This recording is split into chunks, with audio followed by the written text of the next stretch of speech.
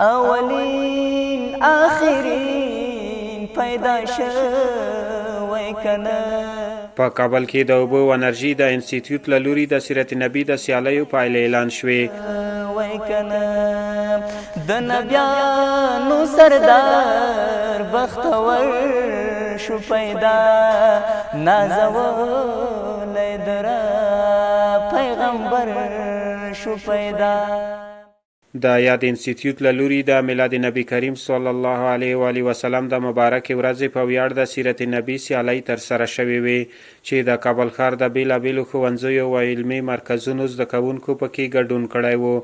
د دغه سیالیو د غوره مقام ګټونکو ته د اوبو او انرژي د انسټیټیوټ او د تخنیکي او مسلکي زده کړو د مسؤلینو له لوري مادي او معنوي ډالۍ ورکړل شوې. په دې ازموینه کې د 500 شاوخوا محصلین او متعلمینو برخه درلوده. د اوبو او برېښنا انسټیټیوټ محصلین، د بهادر خان عالی لیسې متعلمین، د محمود طرزي عالی لیسې متعلمین، د دغو دریو تعلیمي مرکزونو محصلینو او متعلمینو کې ګډون درلودو. د ازموینې څخه یوه هفته مخکې موږ دوی ته 200 سوال او ځواب ورکړل. چا چې په پښتو غوښتل هغې ته هم په پښتو ورکړل، تقریبا 18 مخه شوي وو، او چا چې په داري غوښتل هغې ته هم په داري ورکړل. یوه هفته 6 یا 15 ورځې وخت مو ورکړو، وروسته د هغې څخه مو ازموینه واخیسته. یوه خبره زه درته کوم، دا په موږ تاسو کې رواج دی. یو څوک چې خدای مکړي په ازموینه کې نمرې ټیټې یوسي، بیا یو بل ذهنیت ورسره ایجادي. په دې ازموینه کې چې دغه هر چا ګډون کړی و دا ټول کامیاب دي. دا د دوی ایمان و، دا د دوی یو ویښ احساس و چې راغلل د نبی کریم صلی الله علیه وسلم د مبارک میلاد په مناسبت یې د نبوي سیرت صلی الله علیه وسلم په ازموینه کې برخه واخیسته. په دغه مراسمو کې مسؤلینو د ځوانانو د ټولنیزو او اسلامي مسؤلیتونو په اړه ویناوې وکړې. یو صحابي له اسلام وروسته د صحابو په مجلس کې چې به کله ناست و، د رسول الله صلی الله علیه وسلم مجلس کې چې به کله ناست و، بلا اختیاره به یې سخت ځینې وژړل سوه. د ده ژړا د وجې به د مجلس نور ډېر خلک هم په ژړا سو. بیا یو وخت کې څوک ځینې پوښتنه کوي چې باعث ته داسې سختې ژړا پر تا باندې څه دی چې داسې سخت وژاړې په مجلس کې؟ سره د دې دلته خو ظاهري داسې کم موجب نه معلومیږي موږ ته چې تا داسې سخت وژړئ. دی وایي ما ته تر اسلام مخکې هغه حالت را په یاد سي، نو هغه مې ډېر وژړئ. هغه وایي هغه څه وه؟ ده به دا قصه ډېره نه کوله. په دې ورځ چې دی کله ډېر ټینګېږي پر دې قصه باندې، بیا دی ورته وایي چې زما یوه لور پیدا سوه، دا ډېره ښایسته وه، الله ډېر بیل حسن ورکړی و. په موږ کې رواج دا و چې دا خپل لور یو چاته ودول و، چاته ورکول و، له کوره ایستل دا ډېر سخت عار او فغور و. موږ به د خپل جهالت و د پخواني کفر په وجه باندې د خپلې ناپوهي په وجه به مو دا لورانې بیا وژلې.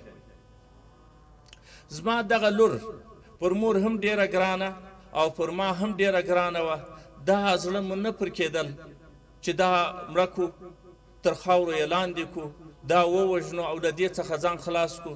هلته د منطقي عار و فغور و، د قومونو عار و فغور و. دا رالویه سوه ښه چې داسې په خبرو باندې راله. هلته خلک راته هغه خبرو یادونه کوي چې په موږ تاسو کې عار و فغور دا ده، او ستا ډېر یې وایي ما ته یې راکړه، بل وایي زوی ته مې راکړه، بل وایي لور ته مې راکړه چې خادم وایسي. نو اخر مې پر دې فیصله وکوله چې دا لور به زه وژنم. نو مې کوروالا ته وویل چې سبا زموږ د قریبانو یو ځای کې یو واده دی، زم هلته دا لور ته مې جامې ور واغونځه چې هغه م راسره بوځم دورې. دا مې راسره روانه که تر دې مخکې مې په یو صحرا کې د دې دپاره څا کتلی، ډبرې مې رانږدې کړي چې دې څا ته به یې اچوي او په دغه څا کې به دا وژني. هغه دښتې ته چې رالو، پر لارې باندې قسمه قسمه حالات پر راځي. په دې سوچ و فکر کې یم چې زه به اوس دا لور وژنم او هلته مې زړه ورباندې کېږي نه، هلته عرف و عادت زموږ هغه کفري رواجونه هغه د دې باعث دی چې باید خامخا یې زه ووژنم. خو خیر څا ته نږدې سو څا ته رالو لورکۍ ته مې وویل چې ته راسه دلته دا څا کې وګوره لور چې څا ته وکتل بس شاله خور پورې وهله څا ته دې چغې کې چې بابا که څا ته ولوېدم ما بس له شا چې دا څا ته رسېدله دغه زوی ته ډبرې پرون را راټولې کړي دي دا ډبرې مې پسې ورخطا کړې دا له هغې خوا چغې ویي چې بابا که سر مې خوږ سو پر سر ولګېدم پښې مې مات شوې و خوږ شولم و چغې دي و نارې دي له هغې خوا دې څا راپورته کېږي زه له دې خوا دا ډبرې پسې ورلګوم په دې حالت کې د دې هغه غږ ورک سو نو هغه د دې غږ هغه د دې چغې هغه د دې بد کیفیت و بد حالت هغه اوس چې مراعات سي نور مې نارامه کی او په چغو مې کې او په ژړا باندې مې کې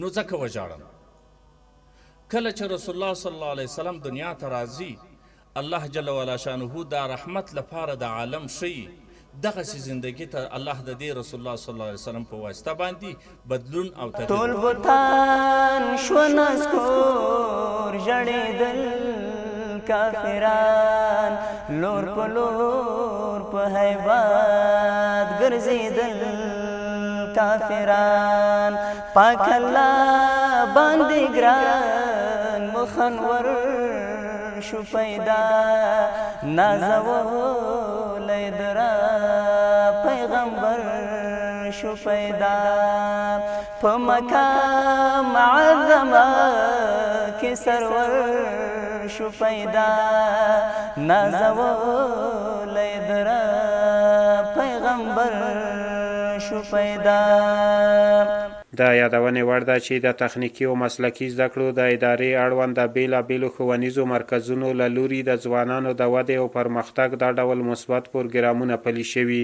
چې د زده کوونکو ترمنځ یې سالم رقابت ته لاره هواره کړې